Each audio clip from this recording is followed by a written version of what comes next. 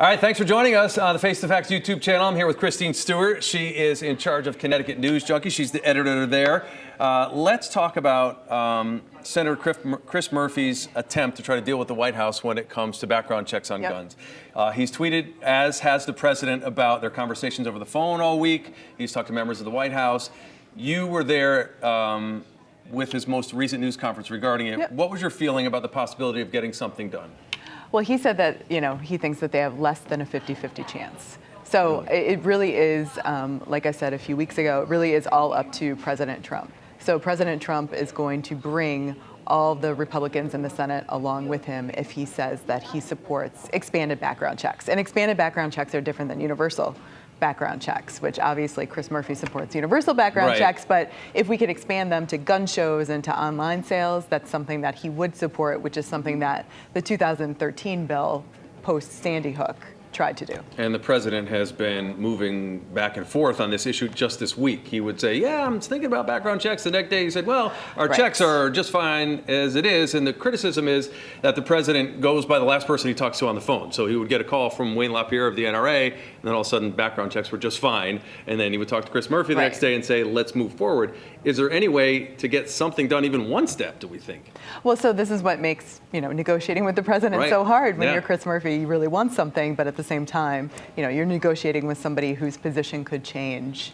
He said that he spoke with White House staff as late as last night, and that they were still moving forward with expanded background checks. Why do you think he felt the need to hold a news conference? Just because of so many back and forths on it this week? I think the back and forths on it, I think that, he's back in the district, they go back and, he said that some other crisis could happen between now and the time that they reconvene their session, and he doesn't want people to forget about this. Well, and of course, school is getting ready to start, and, it's a really busy time. And it can be scary for kids going back to school if they're worried about any kind of shootings. They're in the news every week, whether it has to do with school or not. And Chris Murphy is especially sensitive, being from our home state here in Connecticut, about that. So maybe that's why he's maybe ramping up the... I mean, that was his district. Sandy Hook was in his district. And I forget what year it was, but he also did a 15-hour filibuster in order to get some of this gun legislation passed, or debated even, in the Senate. Let's move...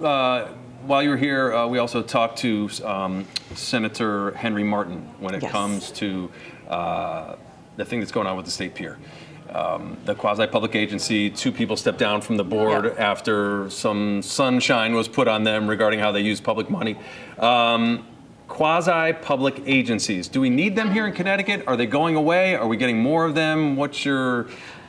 I mean, I don't think that they are going away. I think everybody kind of remembers the Connecticut Resource and Recovery Authority, and that is just now reconfigured as, I forget what it is, like the Materials Innovative. Another acronym. It's not, they're not going away. They do serve, they do serve a purpose, and they can get things done that state government can't get done. So, I think that there is going to be more accountability, more oversight. We recently saw State Comptroller Kevin Lembo was able to get them to report their financial information to him on a more regular basis. So that's a start. The Republicans are calling for Mr. Bates to step down or step aside because he's second in command at the Secretary of the State's office.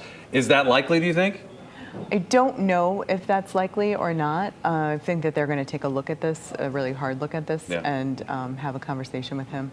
I know that the governor had spoken with him before he made his decision to step down, even though he was the one to make that decision. And then he stepped down, and Bonnie Ream-Snyder also stepped down after she was found to have spent $3,000 in taxpayer money on artwork for her daughter. And Scott Bates was the one who signed off on that purchase. So they're both out of the mix now, and moving forward, do we think more accountability is going to be possible? There's a call for it, but moving forward, yes. I think it's possible. I mean, it's an agency with 2 people right now. Okay, so I mean, the board is actually bigger than the agency itself. Got it. So I think that there's a possibility. All right, Christine Stuart, thanks for joining us on Face you. the Facts, and right here on YouTube. If you like any more of the videos from Face the Facts, you can just click right over there. This is Face the Facts with NBC Connecticut.